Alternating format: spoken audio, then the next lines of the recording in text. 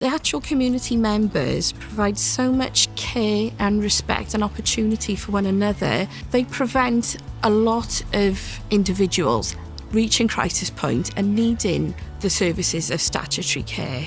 They need to be seen and heard and respected more. Some of the members here, it's the only time that they get out and meet anybody. I joined when I lost my husband, and I've been coming ever since because now I regard them as part of my family, really. As part of coming to this group, I've made a new family, and I wouldn't have had that before.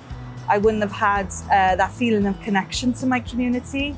These groups, I think they're a necessity now, because people really do need them. They need somewhere to go, to talk to people, find things to do, gives you confidence and the will to carry on. It's marvellous. What we've learned from the project is that communities hold the solutions to care and support. And what this suggests for the future is that we need to listen to communities and follow their lead.